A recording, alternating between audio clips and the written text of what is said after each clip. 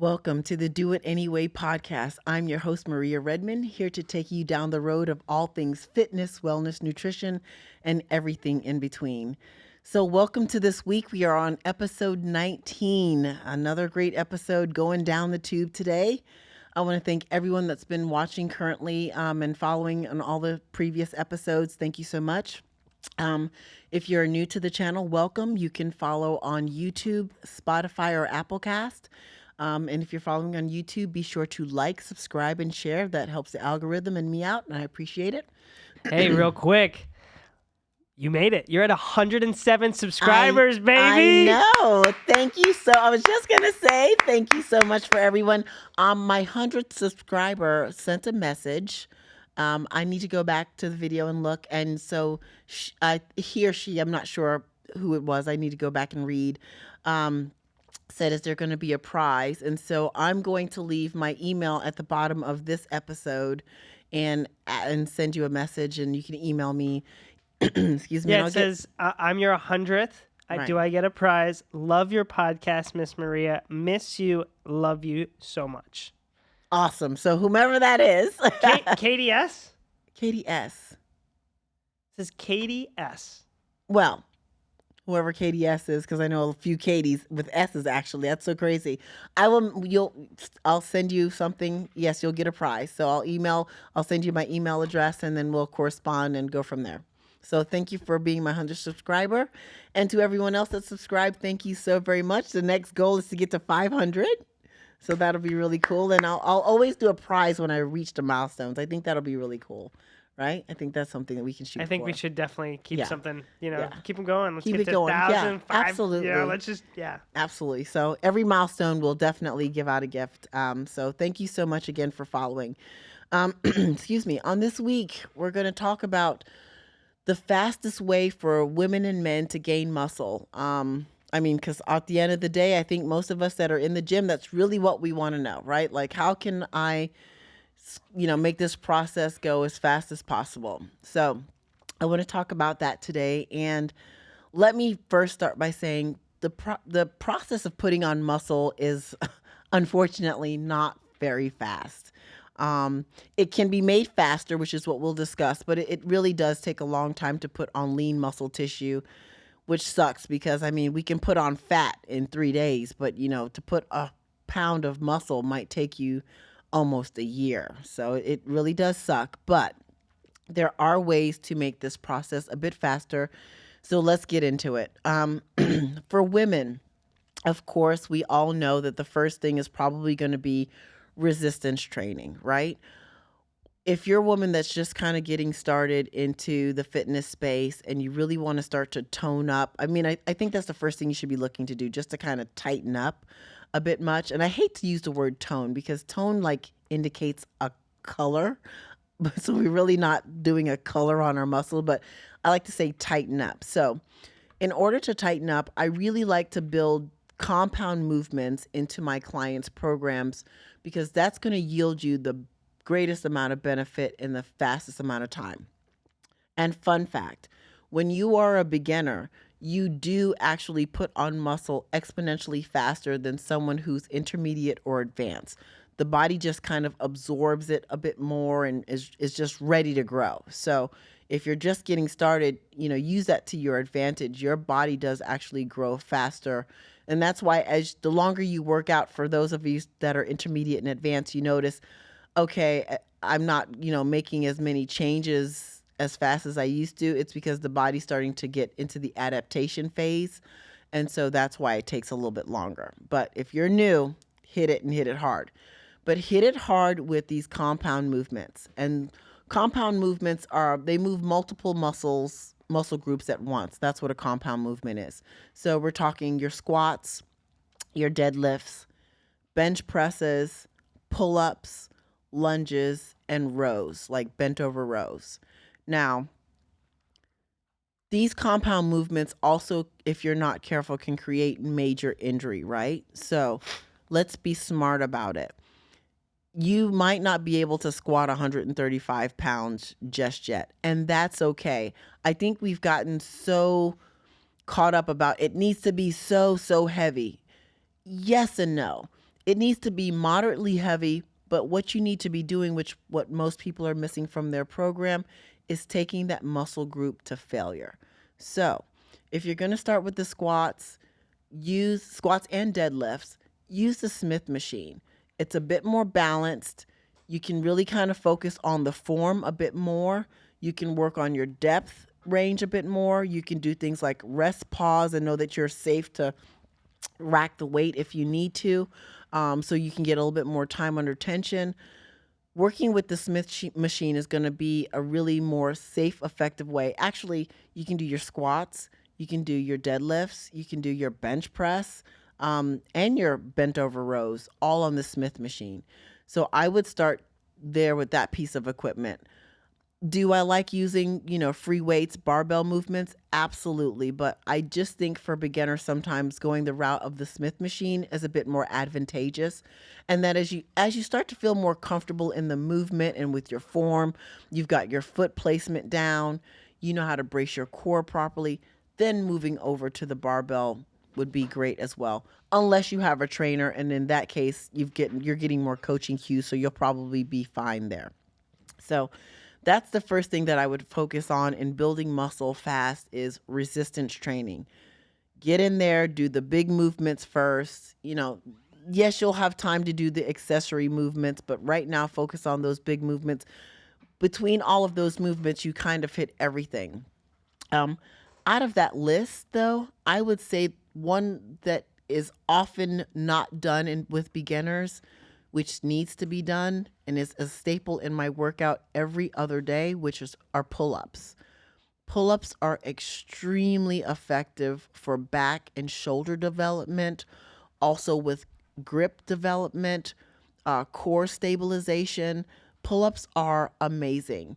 I do 100 pull-ups every other day during my workout. So I'll do a set of something and then I'll do 10 and another set of something and do 10. That's my routine every single other day is what I do. Um, it's done wonders for my back development, my posture, everything. So do not skimp on doing your pull-ups. Use the assisted machine. I will say this when it comes to the assisted machines.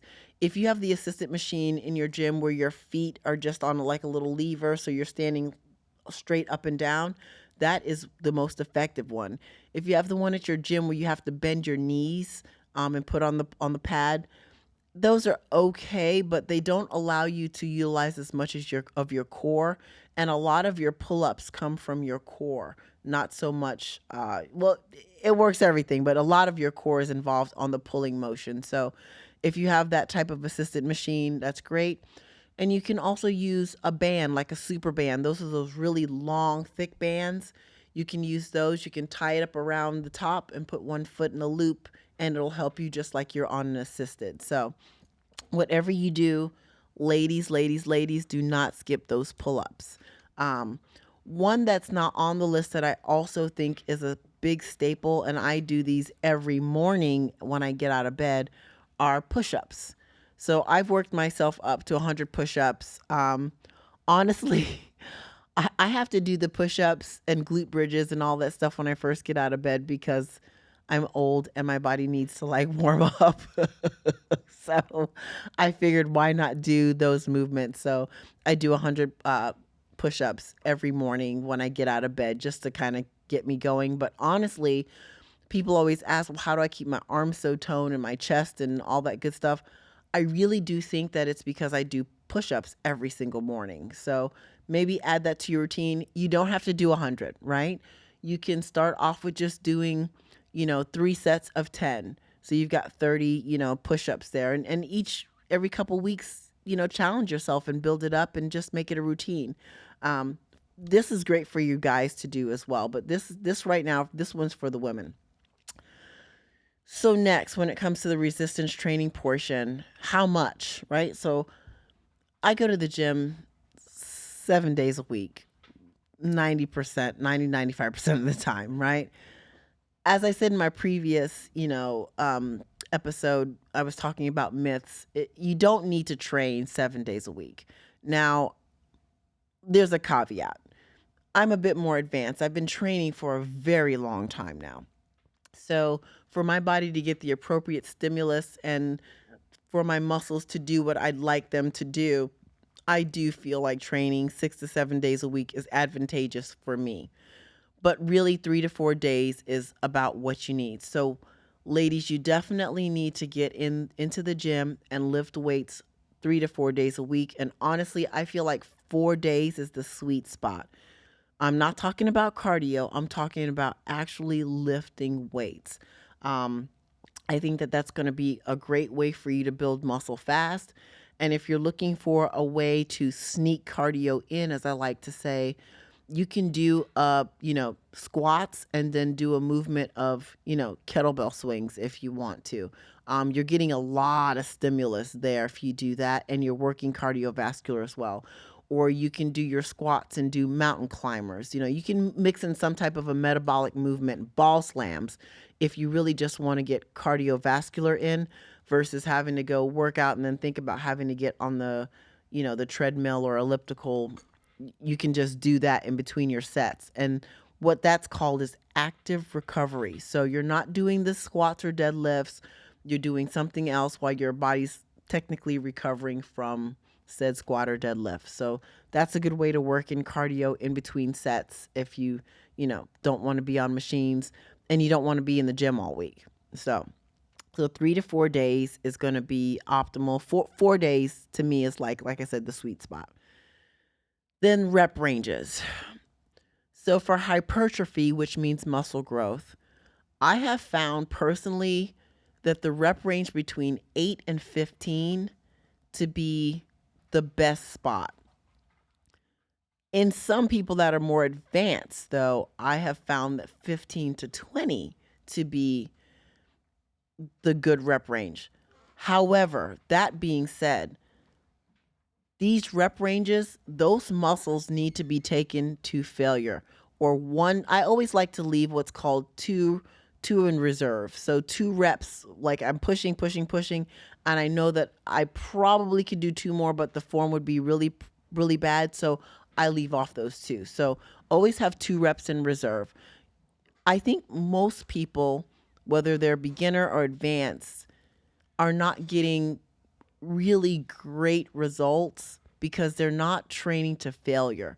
People, if you can just go in there and lift it, lift it, lift it, lift it, and put it down after 15, and you didn't struggle on the last 3 of the 15, you actually really didn't do anything. You didn't tear any muscle fibers at all. You didn't create enough stress in the muscle to break it for it to grow, which is how muscles grow. If you didn't know that, then let me explain. When you're lifting weights, what we're really doing is creating bodily injury, which is why you can get so sore sometimes. You're literally tearing the muscle fibers open. And just like when you break a bone, they heal back. And as they heal back, the fibers come back a little bit thicker and hence muscle thickness, right? So that is exactly what's happening each and every time you're training. But if you're not actually tearing the muscle fibers. You're training, you're doing the reps right until you feel a little bit of burn, and then as soon as you feel it burn, you drop it. You dropped it too soon. You really need to kind of keep going till you start to feel that struggle. Right before your form starts to really break down is when that set is done. And then you go to the next, take a break, 60 to 90 seconds, and then repeat the process again. So I think that learning to train to failure is where most people go wrong. They're just kind of in there going through the motions with best intentions, but really missing the mark when it comes to that. And that right there is what really hinders the process of muscle growth because you're never quite tearing down the muscle to even make it grow. So that's point number 2. Um, Training splits.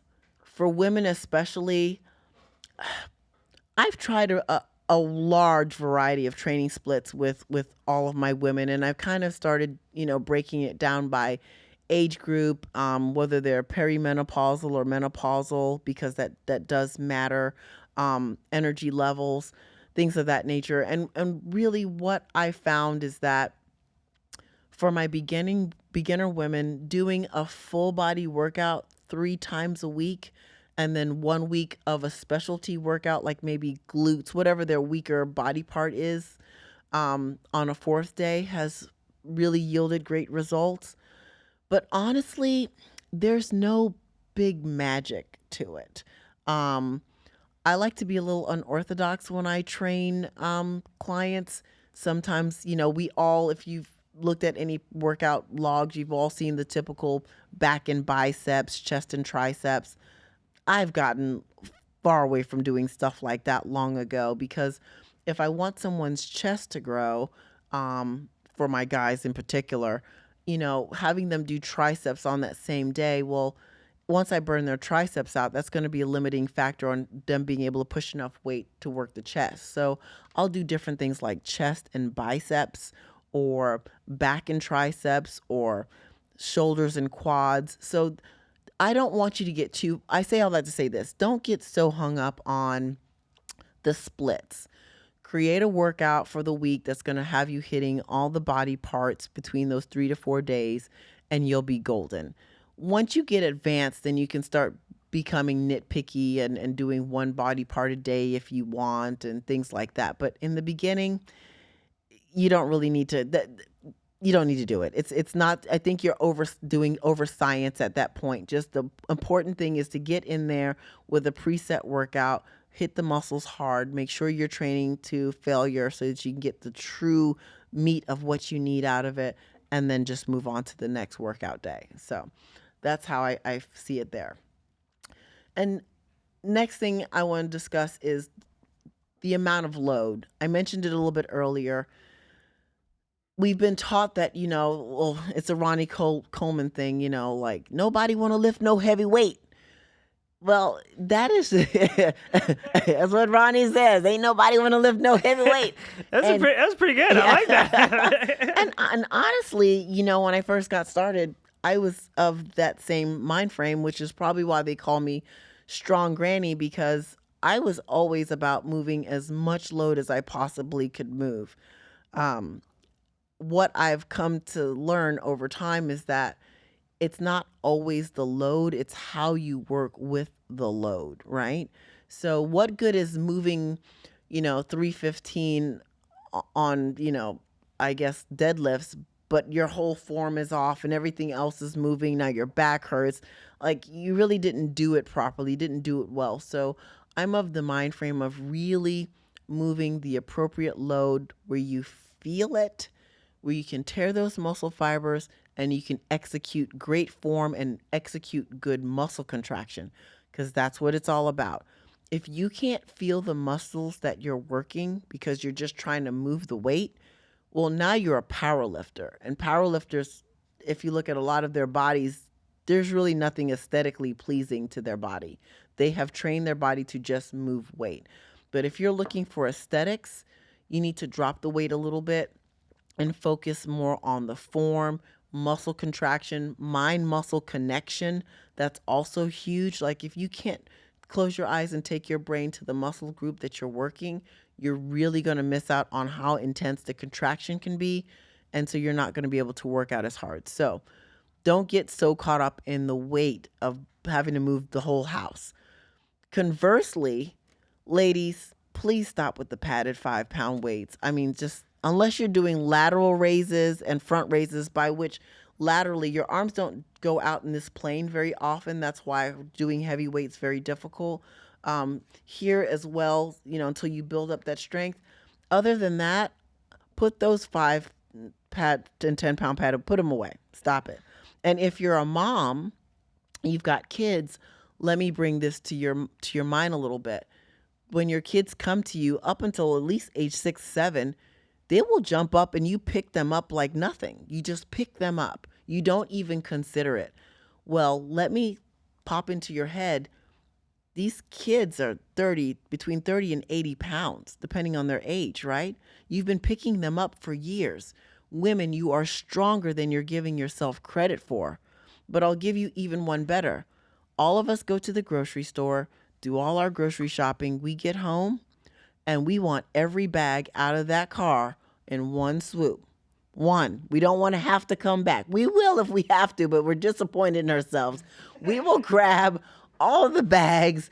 You load them you get the forearms going, you've got the 2 hands going, you're doing farmer's carries. you at least have 30 pounds of groceries at times. Going from the car to inside all the way, you have to get to the kitchen or it doesn't count, right? Because it's like a thing we all do. And so I just want you to think about that. You are stronger than what you're giving yourself credit for. So think about those real world things and then take that into the gym knowing, hey, let me pick up 15, 20 pounds. You might not get to 15 reps, but that's okay. Pick that weight up. I can assure you in a small amount of time, you'll be lifting heavier weight. So, you know, think about that, lifting heavy. And each week that you're training, after the first 2 weeks, each week thereafter, start trying to up your weights by between 2.5 to 5 pounds on whatever your movements are, right? And that's how you'll know that you're getting stronger when you're in the gym. Don't keep going in there doing the same routine at the same weight week after week after week. That is not going to work. And I see people doing it all the time. I know some people's workouts almost by heart because they do the same workout on the same day when they come, and I can tell you exactly what weight they're going to pick up, and I'm like, "Oh my gosh." Typically, I take it upon myself to go over to them after I've gotten to know them a little bit by saying hi and say, especially if it's a woman, I'll be like, "Oh, you've got 5, 10 more pounds. You can go up." And I always encourage women to up their weight. So, definitely try to increase your weight from week to week. This will make you stronger and this will help you build muscle even faster. So, the next thing that we need to talk about in order to build muscle faster is adequate protein intake. This, I'm telling you right now, if you're not having enough protein in the body, nothing is going to happen. So, you need to have 1.6 to 2.2 grams per kilogram of body weight. That's how you can figure out how much protein you should have. If you're a person that trains, you should have the 2.2 grams. I'm just going to just take it to the top. I always say take it to the top because most people are going to fall short when they first get started because getting in protein seems to be extremely difficult for people. I almost can't understand why, but I'm learning that it's just very difficult for people to get enough of it in. Um, have good sources of it. So we're talking about your lean meats, protein shakes, chicken, fish. Um, if you're vegetarian, legumes, tofu. So you want to get it from those sources. Protein shakes are great. If you're going to be consuming a lot of protein shakes to get it in, make sure you're using a higher quality protein shake. Um, if it tastes like magic every time you drink it, like it's like amazing, it's got a lot of fillers in it. That is not the good one. That is not what you want. And for my people in the 60 plus group, please stop with the boost and the insure. You're insuring yourself an early death. Let's just let the insure go, and you're not boosting anything but your way to Alzheimer's. There is not enough protein in those nasty chalky drinks for anybody. I'm not sure why they give them to the elderly. It infuriates me because they're not a good quality product all around anyway. So let's let's move away from those and go back to whole food sources and get it from there. Make sure you distribute your protein evenly across the day. So, you know, you can absorb you can absorb a lot of protein. There's been a lot of talks about that too. How much protein can you really absorb? Your body can do really well with between 30 to 60 grams of protein in a sitting that you can, absorb efficiently before your body spills some of it and you pee it out. So between 30 to 60 grams, but just try to, take it throughout the entire day and just um, spread it out. So this way, you're getting it all in and you're covered. Next, caloric surplus. If you want to build muscle and you want to build it fast, ladies, I know you don't want to hear this.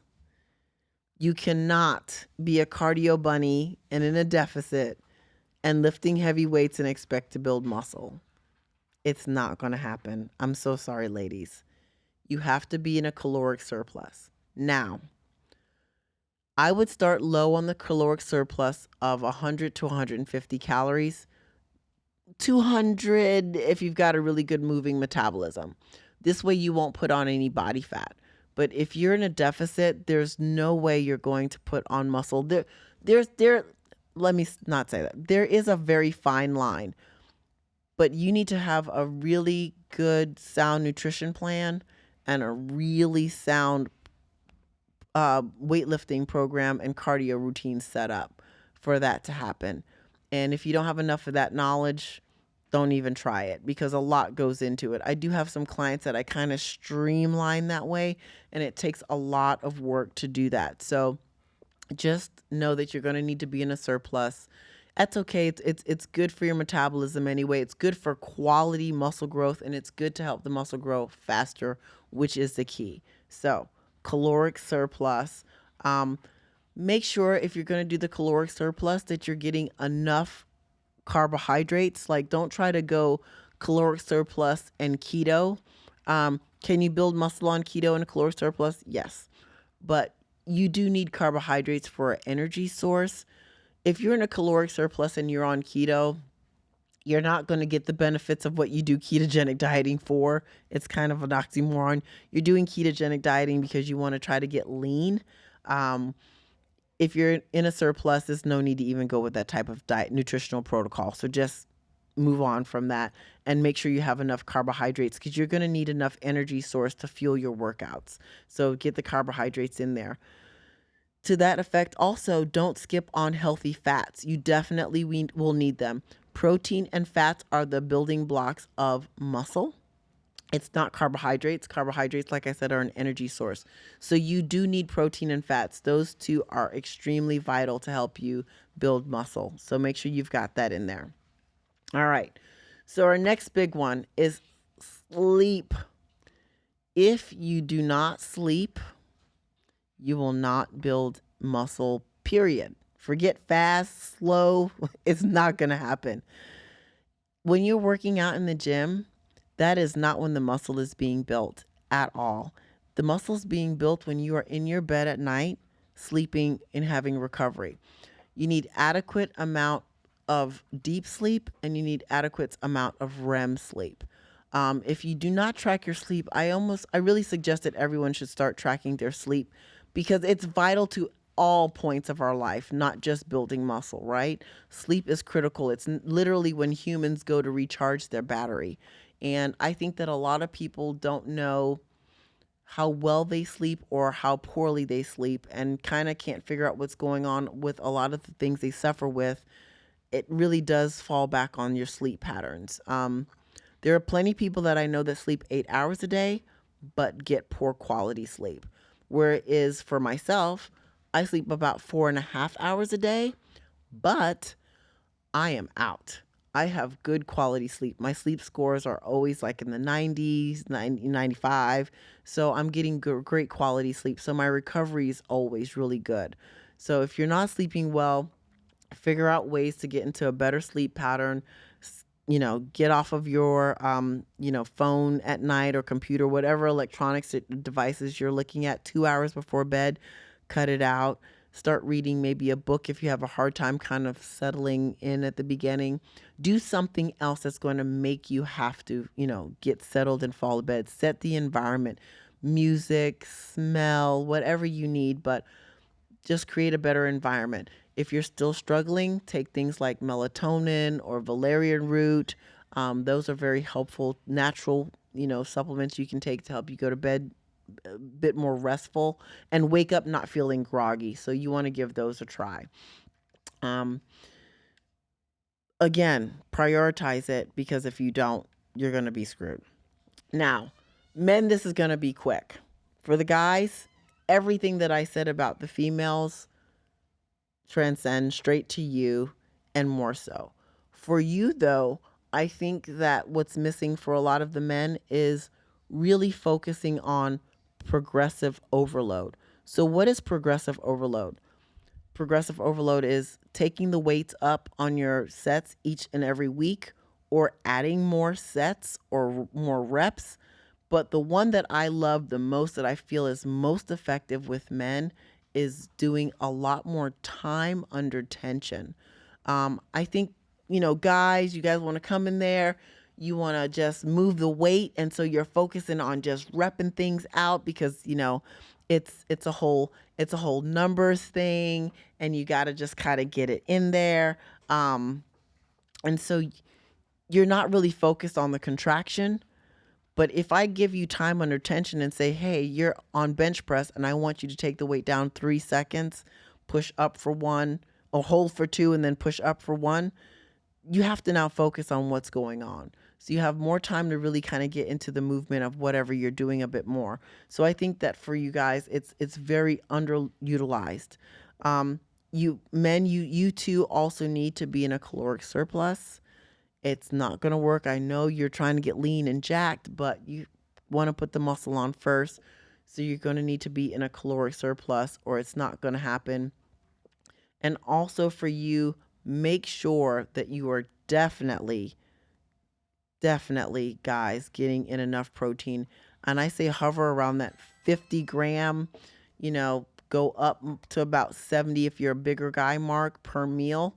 It's going to be hard in the beginning, and eating can be a job, but it's going to be what's needed in order for you to put on lean muscle mass. That's what everyone hates. They don't want to have to eat more food, but this is really, unless you're taking super subs like steroids. And even still, you need to eat. Even if you're going to go that route, you still need to eat. That's not magic. People take steroids in medical realm all day long. They're prescribed at hospitals for all different illnesses, believe it or not. I mean, look at people that have, severe bouts of AIDS. None of them are muscular. They're pretty scrawny, and they're taking a lot of steroids to prevent muscle wasting. You don't see them blowing up. Well, it's because they don't eat a ton and they're not training. So think about that. You still need to eat. Nutrition is going to be king in this whole process. So you'll need that. And guys, do not forget sleep. You guys need your sleep too.